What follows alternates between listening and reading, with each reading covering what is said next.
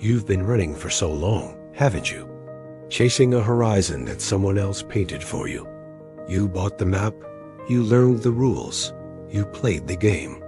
Every step was a strategic move, every achievement a validation.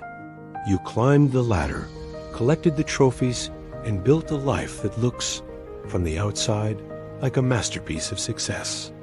It's the life your parents dreamed of, the one your teachers praised, the one society applauds. You did everything right. You checked every box. So why does the victory feel so hollow? Why, in the quiet moments when the applause fades, do you feel like a stranger in your own life? This is the moment, the quiet, unnerving hum beneath the noise of your accomplishments. It is the realization that the definition of success you've been chasing was never yours to begin with. It was a script handed to you, a role you were cast in, and you've been playing the part so well, you almost forgot you were acting. You've been living a life designed by a committee of expectations: family, culture, education, media.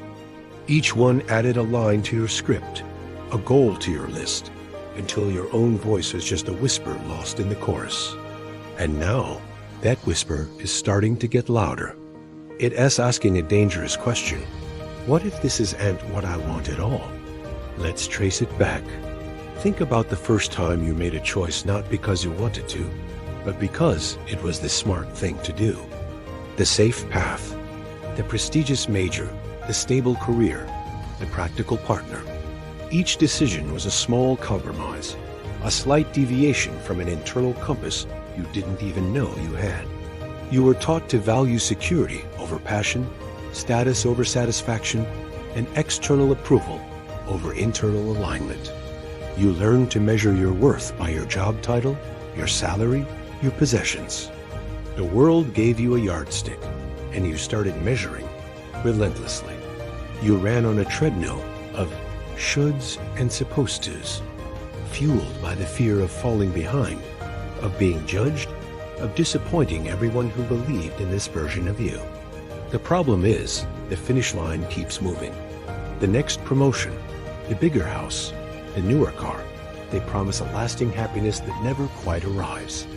It's a game designed to be unwinnable because the prize isn't fulfillment. It's just the next level of the game. You're not just tired from running. You're exhausted from running in a race that isn't yours. And then it happens. The pivot. The moment of radical honesty. Maybe it's a crisis, a job loss, a breakup, a health scare. Or maybe it's a quiet Tuesday morning, staring into your coffee, when the thought finally breaks through the static. This is not my life. It's not a moment of despair, but of startling clarity. It's the feeling of waking up from a long, convincing dream.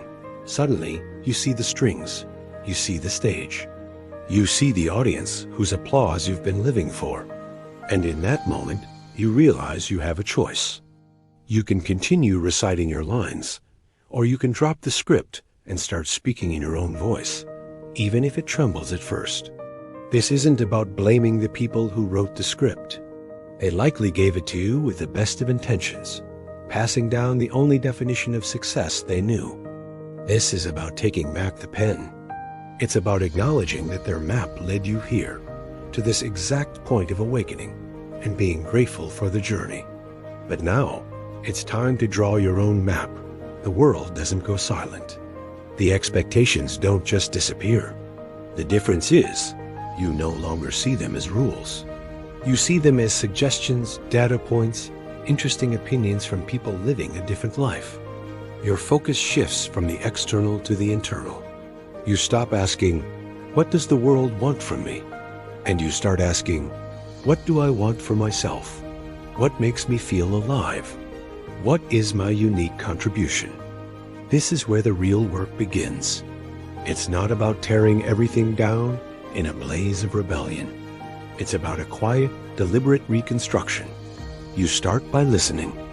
You get still enough to hear that whisper you've been ignoring for years. What is it saying? You begin to define success on your own terms. Maybe success isn't a corner office, but a flexible schedule that lets you be there for your family, Maybe it's not a six-figure salary, but work that feels meaningful, even if it pays less. Maybe it's not a sprawling mansion, but a small home filled with peace, creativity, and love. You start making small, intentional choices that align with this new personal definition. You say no to things that drain your energy, even if they look good on a resume. You say yes to curiosities that lead nowhere in particular, simply because they spark joy.